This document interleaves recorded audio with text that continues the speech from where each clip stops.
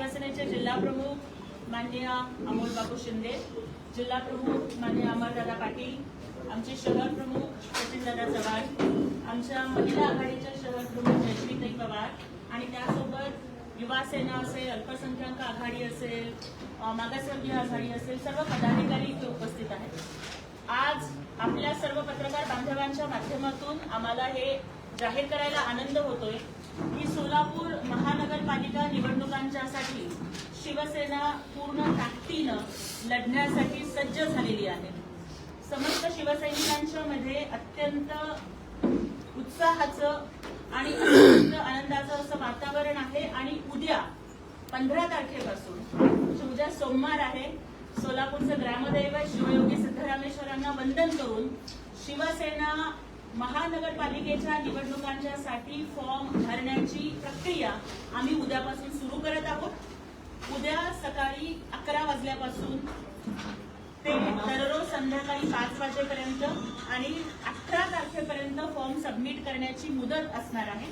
हे सगळे जे इच्छुकांचे फॉर्म आहेत ते फॉर्म इथे माननीय अमोल बापू शिंदे यांच्या शिवसेना कार्यालयामध्ये स्वीकारले जाणार आहेत. आणि त्यामुळे आम्हाला नक्कीच विश्वास वाटतोय की ज्या पद्धतीनं लोकसभेच्या निवडणुकांच्या मध्ये संपूर्ण महायुतीमध्ये सुद्धा शिवसेनेचा स्ट्राईक रेट हा अत्यंत उत्तम राहिला. माननीय तत्कालीन मुख्यमंत्री आणि विद्यमान उपमुख्यमंत्री एकनाथजी शिंदे साहेबांच्या नेतृत्वाखाली विधानसभेच्या निवडणुकांच्या मध्ये तर लाडक्या बहिणींनी इतिहास घडवला आणि महाराष्ट्राच्या इतिहासात कधी मिळालं नव्हतं एवढी थम्पिंग मेजॉरिटी आली. त्याच पद्धतीनं शिवसेना या सोलापूर महापालिका आणि एकंदर राज्यातील इतर महापालिकांच्या निवडणुकांच्या मध्ये सुद्धा अत्यंत घवघवीत यश एकनाथजी शिंदे साहेबांच्या नेतृत्वाखाली मिळवेल असा आम्हाला विश्वास आहे.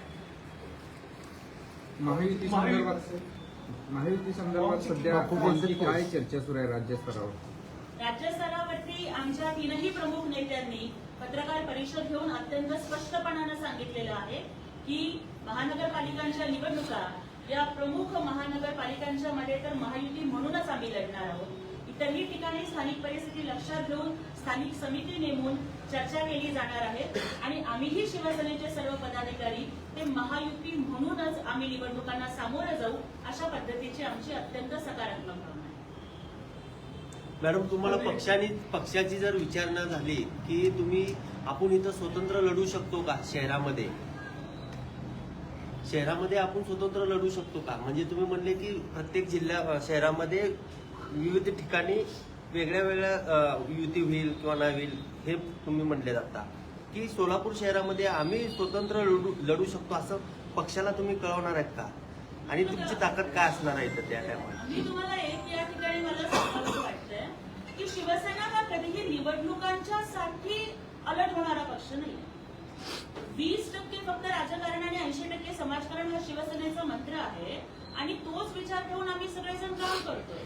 त्यामुळे केवळ महापालिकेच्या निवडणुकांच्यासाठीच नाहीये तर सतत शिवसैनिक हे लढाईसाठी सज्जच असतात आणि जर प्रसंग जर आलाच तर अत्यंत पूर्ण तयारीनं सोलापूर महानगरपालिकेच्याही प्रत्येक जागेवरती अत्यंत ताकदीने आम्ही उभे राहू. पण आमच्या वरिष्ठ नेत्यांनी जे सांगितलेलं आहे की महायुतीला प्राधान्य राहील त्या पद्धतीनं आम्ही म्हणजे काय असणार आहे की महायुतीमधून एकनाथ शिंदे यांचं असं म्हणणं आहे की महायुतीमधून आम्ही निवडणूक लढणार आहोत. आपण म्हणता की आता सोबळाचा किंवा आपण आज जे घेतोय त्या पद्धतीनं म्हणत नाही.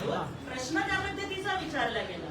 समोरून प्रश्न पत्रकार बांधवांनी आम्हाला असा विचारला की आपण पक्षाला कळवणार आहात का की जर प्रसंग पडला तर म्हणजे तयारी करताना आपण युद्धाची तयारी ही पूर्णपणे लढायचीच कधी करत असतो. पण नेमकी स्ट्रॅटेजी कशी असणार की जसं समजा महायुती होणार का सोबळ होणार?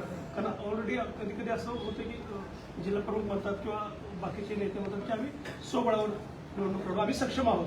तर त्या संदर्भात आमची जिल्हा प्रमुखच बोलली. सर्व पत्रकार बांधवांचं पहिल्यांदा स्वागत करतो. आज जी पत्रकार परिषद घेतली ती उद्यापासून शिवसेना इच्छुक उमेदवाराचे फॉर्म इथं उपलब्ध असणार आहेत आणि भरून घेतले जाणार आहेत.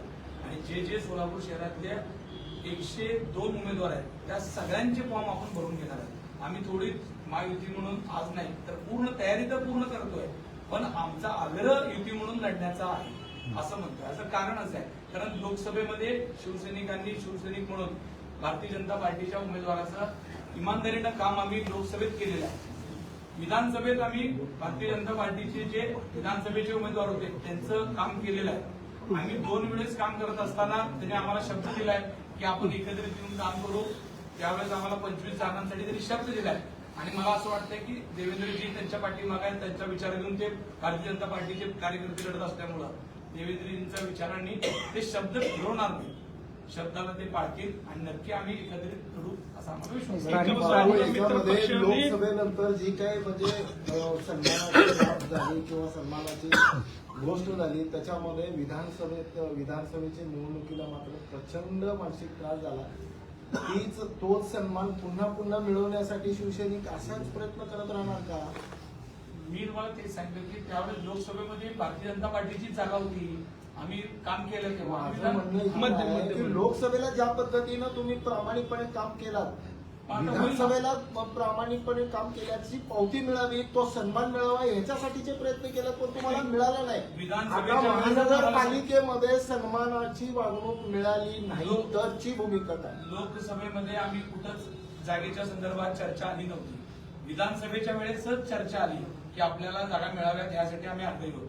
त्यावेळेस वरिष्ठांनी सांगितलं की इथं 3 जागा भारतीय जनता पार्टी लढणार आहे आणि आम्ही ते ठीक आहे मोठ्या मनाने ते मान्य केलं, त्यांचा प्रचार केला.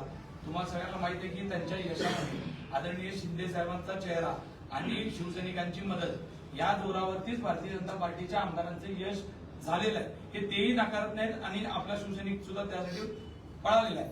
पण आता असं होतं की त्याच वेळेस आम्हाला शब्द दिला होता 25 जागा देण्याचा, तर ते आम्हाला पाळतील असा विश्वास आहे ना.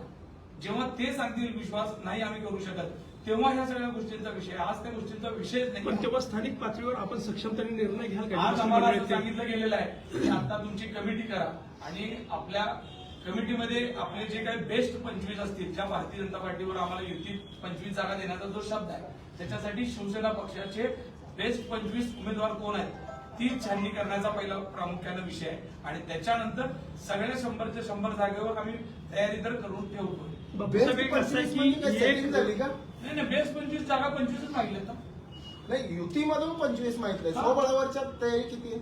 100 नक्की 102. मला वाटलं 25 नाही. आम्ही भारतीय जनता पार्टीने जो आम्हाला विधानसभेमध्ये शब्द 25 जागेचा दिलाय तो शब्द ते पाळतील अशा आम्हाला म्हणजे तयारी 102 जागीची बेस्ट 25.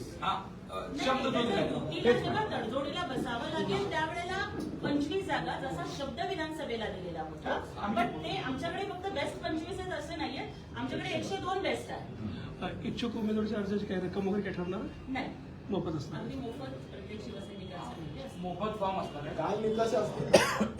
निकष काय, सामाजिक काम केलं पाहिजे, शिवसेनेचे आदरणीय शिंदे साहेबांचा विचार, बाळासाहेबांचा विचार मान्य असला पाहिजे आणि काम करण्याची तळमळ पाहिजे. साहेब एका बाजूला आपल्या मित्र पक्षाकडे तब्बल 1008 इच्छुक उमेदवारांनी अर्ज भरले. त्याच्यामध्ये अशी एक चर्चा आहे की ज्यांना तिथं मिळणार नाही ते इकडे इच्छुक आहे तुम्ही करतात अशाच पद्धतीनं खूप मोठी स्ट्रॅटेजी रन केली जाते. काय सांगाल ताई तुम्ही किंवा बापूसाहेब काय सांगतील? बोला. बघा, उमेदवार अर्ज किती भरले गेले, काय भरले गेले त्याच्याबद्दल माध्यमांच्या माध्यमातून आम्ही सुद्धा बातम्या ऐकल्या.